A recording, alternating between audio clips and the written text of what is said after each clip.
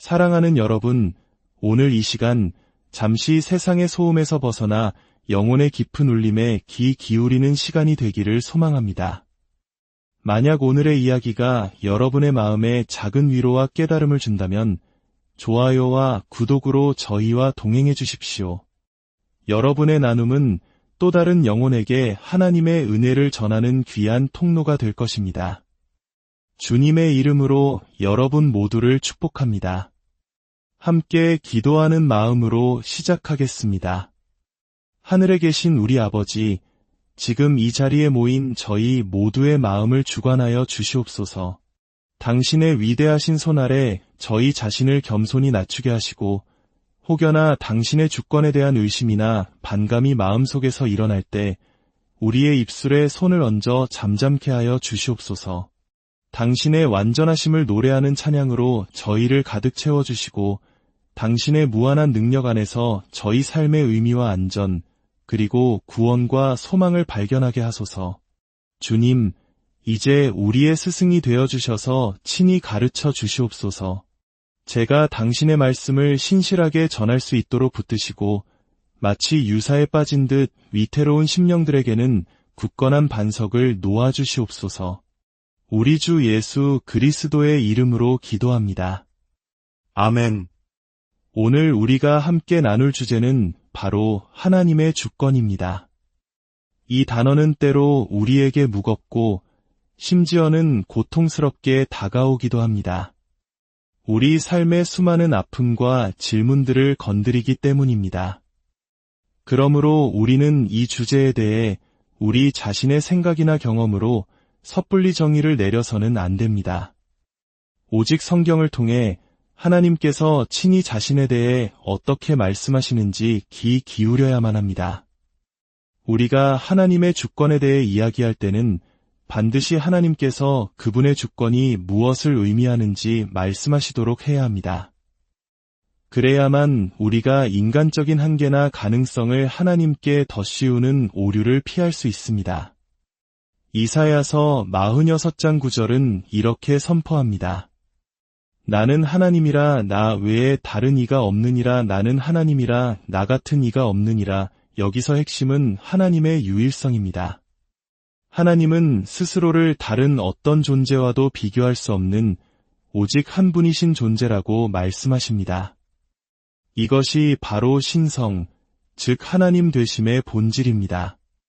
어떤 사건이 일어나거나 어떤 생각이 우리를 지배할 때 하나님께서 내가 하나님이다 라고 말씀하신다면 그것은 우리가 그분의 하나님 되심을 제대로 알지 못하고 행동하거나 생각하고 있다는 뜻입니다.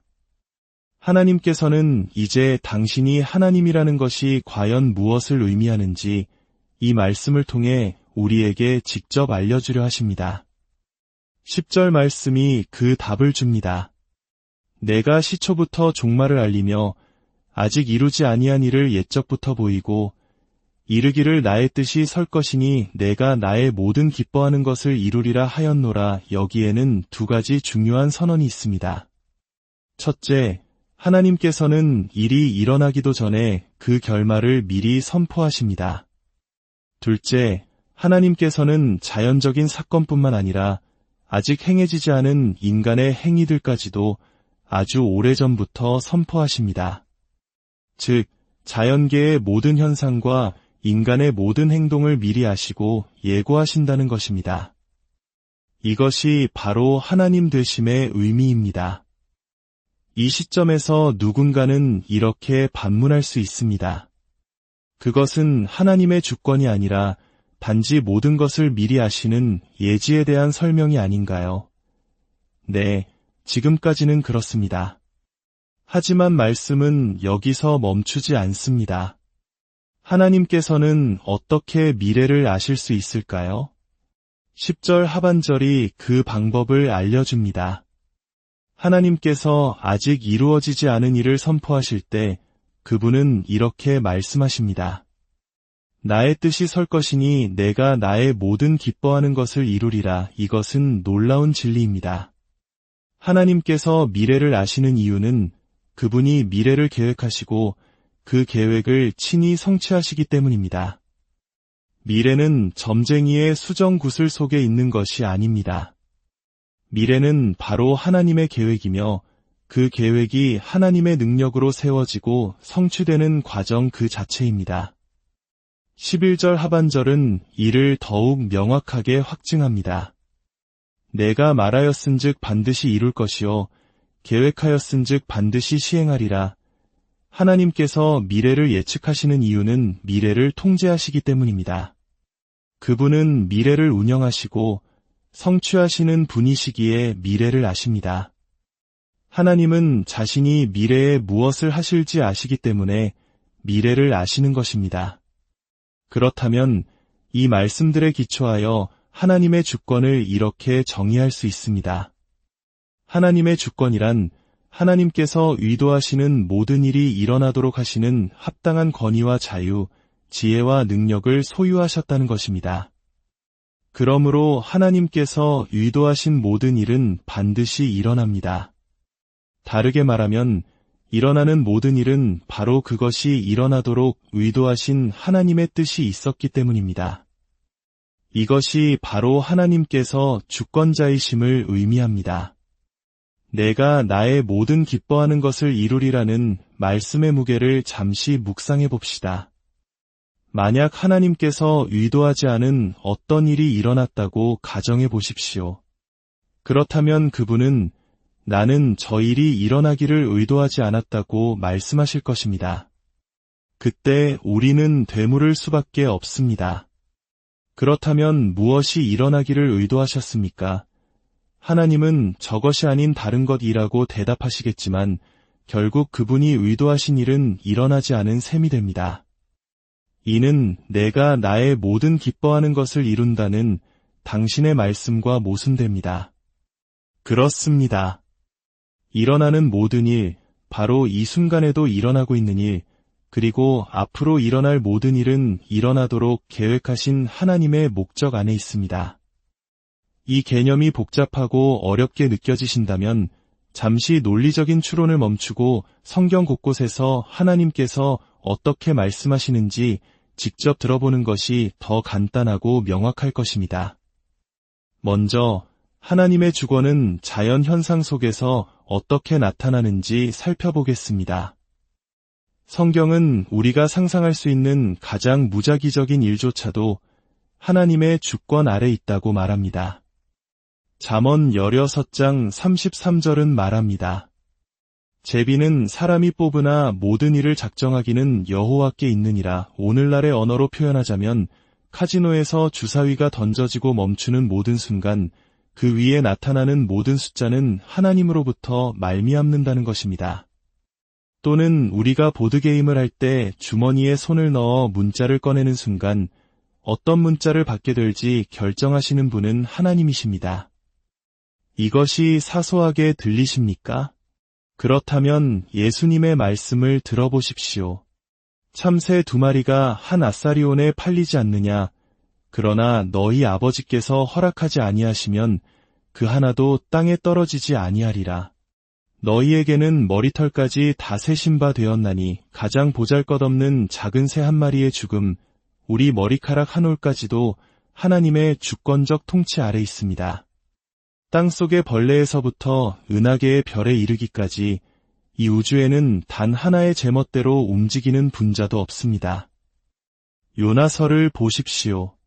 하나님께서는 큰 물고기에게 명령하여 요나를 삼키게 하셨고 물고기는 순종했습니다. 박넝쿨에게 명령하여 자라나게 하셨고 벌레에게 명령하여 그 넝쿨을 갉아먹게 하셨습니다. 물고기, 식물, 벌레 모두가 하나님의 명령을 따랐습니다. 이처럼 우리가 하찮게 여기거나 두려워하는 박테리아와 바이러스조차도 하나님의 뜻을 이루는 도구가 될 수 있습니다. 별들은 어떻습니까? 이사야 40장 26절은 말합니다. 너희는 눈을 높이 들어 누가 이 모든 것을 창조하였나 보라. 주께서는 수요대로 만상을 이끌어내시고 그들의 모든 이름을 부르시나니 그의 권세가 크고 그의 능력이 강함으로 하나도 빠짐이 없느니라. 별들이 제자리에 있고 정해진 궤도를 도는 이유는 바로 하나님의 강한 능력 때문입니다. 날씨, 재난, 질병, 장애, 그리고 죽음은 어떻습니까? 시편 147편은 하나님께서 눈을 양털같이 내리시고 서리를 재같이 흩으시며 우박을 떡 부스러기같이 내리신다고 노래합니다. 또한 그분이 말씀을 보내 그것들을 녹이시고 바람을 불게 하신즉 물이 흐른다고 말합니다. 눈, 비, 추위, 더위, 바람 모두 하나님의 작품입니다. 예수님께서 거센 폭풍우 한가운데서 잠잠하라, 고요하라 단 2마디 말씀으로 바람과 파도를 멈추게 하셨던 것을 기억하십시오. 그분은 오늘도 살아계시고 다스리시는 동일한 분이십니다. 이 세상의 어떤 폭풍도, 허리케인도, 토네이도도 주님의 명령 한마디에 멈출 수밖에 없습니다. 만약 폭풍이 멈추지 않는다면 그것은 그분이 멈추라고 명령하지 않으셨기 때문이며 그 안에는 우리가 다 알 수 없는 그분의 선한 목적이 있는 것입니다. 고통과 장애도 마찬가지입니다. 출애굽기 4장에서 모세가 자신의 말주변이 없음을 탓할 때 주님께서는 이렇게 말씀하셨습니다. 누가 사람의 입을 지었느냐, 누가 말 못하는 자나 못 듣는 자나 눈 밝은 자나 맹인이 되게 하였느냐, 나 여호와가 아니냐. 고통스럽지만 성경은 분명히 말합니다. 우리가 장애로 고통받든 다른 사람의 악행으로 박해를 받든 궁극적으로 우리가 고통받을지 살지 죽을지를 결정하시는 분은 하나님이십니다. 야고보서 4장은 오늘이나 내일 우리가 어떤 도시에 가서 1년을 머물며 장사하여 이익을 보리라 하는 자들아, 너희는 잠깐 보이다가 없어지는 안개니라. 너희가 도리어 말하기를 주의 뜻이면 우리가 살기도 하고 이것이나 저것을 하리라 할 것이거늘 이라고 권면합니다. 우리가 사는 것, 숨쉬는 것, 계획을 세우는 것, 그 모든 것이 주의 뜻이라면 이라는 전제 아래 있습니다. 이제 인간의 역사와 선택의 영역으로 넘어가 보겠습니다.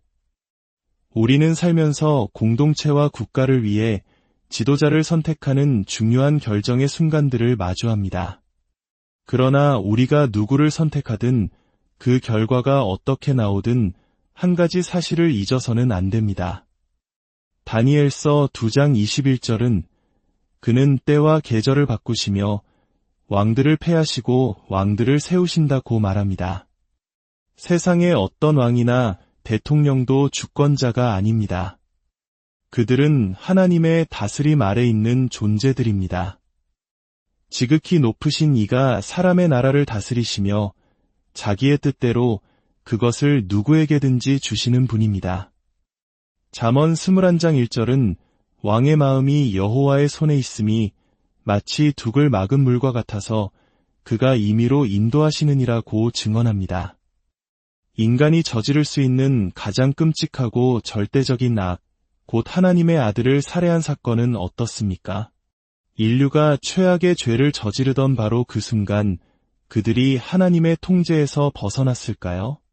결코 그렇지 않습니다. 사도행전 4장 27절과 28절은 이 놀라운 신비를 이렇게 기록합니다. 과연 헤롯과 본디오 빌라도는 이방인과 이스라엘 백성과 합세하여 하나님께서 기름 부으신 거룩한 종 예수를 거슬러 하나님의 권능과 뜻대로 이루려고 예정하신 그것을 행하려고 이 성에 모였나이다. 예수님의 죽음, 인류 역사상 최악의 죄악은 역설적이게도 하나님께서 죄를 이기시고 죄인들을 구원하시기 위해 미리 정하신 계획이었습니다. 여러분, 우리의 뇌리에는 이 범주가 반드시 필요합니다.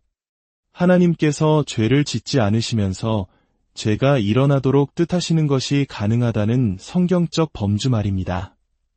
이 진리가 없다면 우리의 구원은 설명될 수 없습니다. 하나님의 주권이 아니었다면 저에게는 구원자가 없었을 것입니다. 아버지께서 보내신 구원자, 그를 향한 최악의 죄를 견뎌내심으로써 죄를 물리치고 저와 같은 죄인을 구원하시려는 절대 실패하지 않는 목적을 가지신 그 구원자는 없었을 것입니다. 만약 여러분이 그리스도인이라면 여러분의 마음이 겸손해져 그리스도를 사랑하고 신뢰하게 되었다면 그것은 단지 십자가 사건이 하나님의 주권적 계획에 따라 일어났기 때문만이 아닙니다. 여러분의 영혼이 깨어난 것 또한 그분의 주권적인 계획이었습니다. 그분은 여러분에게 회개를 허락하셨고 여러분을 그리스도께로 이끄셨으며 여러분에게 믿음이라는 선물을 주셨습니다. 에베소서 2장 8절은 말합니다. 너희는 그 은혜에 의하여 믿음으로 말미암아 구원을 받았으니 이것은 너희에게서 난 것이 아니요 하나님의 선물이라. 행위에서 난 것이 아니니 이는 누구든지 자랑하지 못하게 함이라. 그렇습니다. 우리의 구원은 전적인 하나님의 주권적 은혜입니다. 우리가 자랑할 것은 아무것도 없습니다.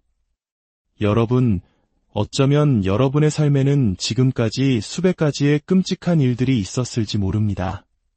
그러나 오늘 여러분의 마음이 움직여 그리스도를 구주와 주인으로 귀하게 여기게 된다면 여러분은 그 모든 끔찍했던 과거 위에 이렇게 쓸 수 있습니다. 창세기 신장 20절의 요셉의 고백처럼 말입니다. 사탄과 세상은 이 모든 것을 악으로 행하려 하였으나 하나님은 그것을 선으로 바꾸사 오늘의 나를 만드셨습니다. 오늘부터 불평과 비난, 분노와 쓴뿌리에 자신을 내어주지 마십시오.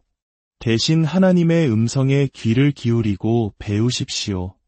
하나님, 이 부서진 내 삶을 통해 무엇을 만들기 원하십니까? 하나님은 모든 것을 선으로 바꾸시는 분입니다. 이제 마지막으로 이 하나님의 주권이라는 진리가 우리에게 그토록 소중한지에 대한 7가지 권면으로 말씀을 맺고자 합니다. 이는 여러분의 삶을 위한 축복의 지침이 될 것입니다. 첫째, 하나님의 주권적인 권위와 자유, 지혜와 능력 앞에 경외함으로 섭시다. 이 시간을 예배의 시간으로 만듭시다. 둘째, 인생을 결코 가볍거나 사소한 일로 여기지 맙시다.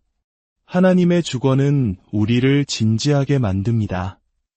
모든 순간이 궁극적인 의미를 지닙니다.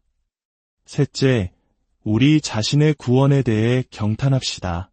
하나님께서 주권적인 능력으로 값을 치르셨고 또한 이루셨습니다. 우리는 우리 자신의 것이 아닙니다. 넷째, 하나님을 작게 만들고 인간을 중심에 두는 우리 시대의 문화와 교회의 모습에 대해 애통합시다. 다섯째, 은혜의 보좌 앞에 기도로 담대히 나아갑시다. 주권자이신 하나님께는 불가능한 일이 없음을 알기에 우리는 불가능한 것을 구할 수 있습니다. 제가 사랑하는 사람들을 구원하는 것은 불가능한 일입니다. 그래서 저는 주권적인 하나님께 기도합니다. 여섯째, 우리의 복음 전도가 헛되지 않을 것을 기뻐합시다. 아무리 완악한 죄인이라도 하나님의 주권적인 은혜가 뚫지 못할 마음은 없습니다. 구원은 오직 하나님께 달려 있습니다. 일곱째, 그리고 마지막으로 이 혼란한 시대 속에서 전율하는 기쁨을 느끼면서도 동시에 평온함을 유지합시다. 승리는 하나님께 속해 있으며 그분이 이루고자 하시는 목적은 그 어떤 것도 막을 수 없음을 알기 때문입니다. 함께 기도하겠습니다. 하늘에 계신 아버지, 여기 있는 모든 형제자매들과 함께 당신의 주권 앞에 엎드려 복종합니다. 당신은 하나님이시며 저는 피조물에 불과합니다. 당신께서 그 주권을 사용하여 죄인을 구원하기 위해 이 세상에 오셨음에 감사하며 엎드립니다.